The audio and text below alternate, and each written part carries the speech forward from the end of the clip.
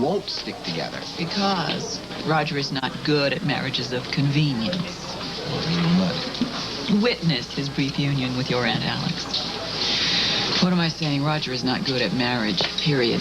Excuse me, I'm going to go find the most unflattering photograph of Jenna Bradshaw I can for the engagement anniversary. Mom.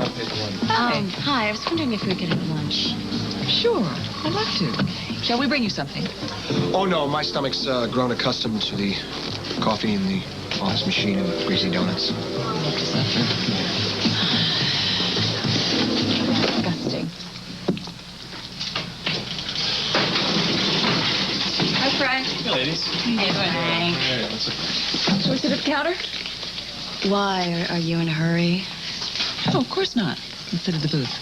Well, no, that's okay. If you have to get back, we can sit at the counter. Honey, I have cleared this time to have lunch with you. Now, let's not make a federal case out of where we sit. Me? You're the one who wants to sit at the counter, and you know I needed a private conversation, Mom, and the only person you can talk to at the counter is the person standing behind it. Otherwise, your neck gets all cricked. But we should come back another time when you're not feeling quite so defensive. Defensive? No, Mom, I need to do this today. I'm sorry that I'm uptight about this, but I have some questions that I have to ask you about you and Dad. My favorite subject. I am so sorry this order took so long. Listen, did you see Elaine outside before you came in? No. Are you okay, Frank? Yeah, no, I'm fine. It's just that we're a little short-staffed here, and Elaine's taking a marathon break. Actually, we did see her at the Journal, Mom, remember? Oh, that's right, we did. The newspaper? Mm-hmm. When? She was coming in as we were leaving. Thank you. I'm taking a break. Frankie, not you too. How am I supposed... I don't know what else I can tell you about your father and me. You already know more than you probably should. No, I know what happened. I don't know why it happened. Neither do I. Neither do I. It's just that I love Ross so much.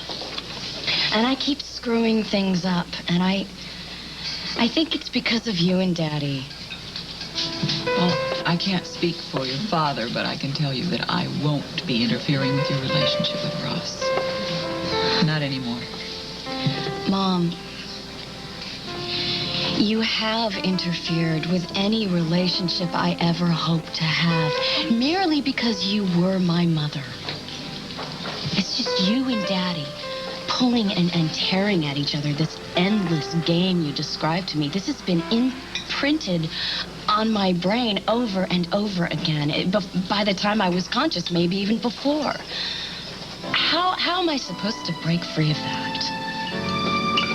You can't believe that you're locked into making the same mistakes that I did. Yes.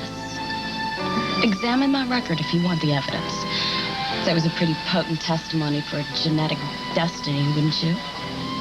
Blake, you really believe that we're all marionettes dancing to our forebears' tunes? You think I'm still holding your strings? I've spent most of my life fabricating fairy tales about myself, trying to erase my ugly past. I'm tired of it. I'm scared. I don't want to do it anymore. I really love Ross. I really do. But despite all of my mistakes, I just think that I'm caught up in this sick game that's been playing generation after generation for all I know. Is this gonna end, Mom? Or am I just doomed? My chances with Ross.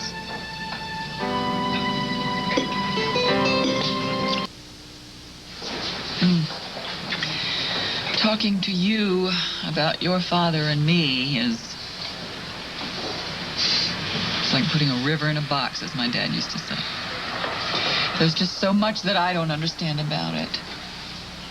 And that's... shedding light on it for you seems impossible. I remember a time when I was little. You two were happy. I mean, to me, you were the most romantic couple in the world. It was like Audrey Hepburn and Cary Grant. You know, I used to watch you when you were getting ready to go somewhere wonderful with Daddy. You were so beautiful to me. I used to watch you brush your hair, and I loved to smell the perfume that you put on, and everything about you, your clothes, everything was just perfect. I wanted to be exactly like you. I think I spent most of my life trying. There are too many aspects of my character that aren't worth emulating, honey. But a child can't pick and choose, Mom. It's all one package. Honey, you have got to realize something. What happened to me with your father is not going to happen to you with Ross or anybody. How can you know that? Because you are not me. And you never will be. I think most little girls want to emulate their mothers. I could have been an axe murderer and you still might feel the same sense of childish admiration. But let me tell you something. After all these years, I still don't know what I want. And you do.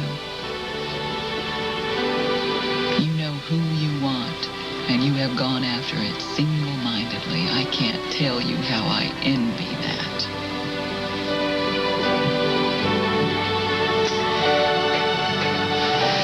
Another thing.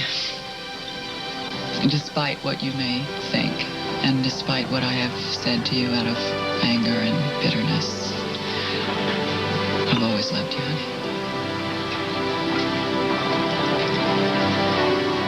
And beyond that, I admire you now for your strength and for your tenacity. I think you've got guts.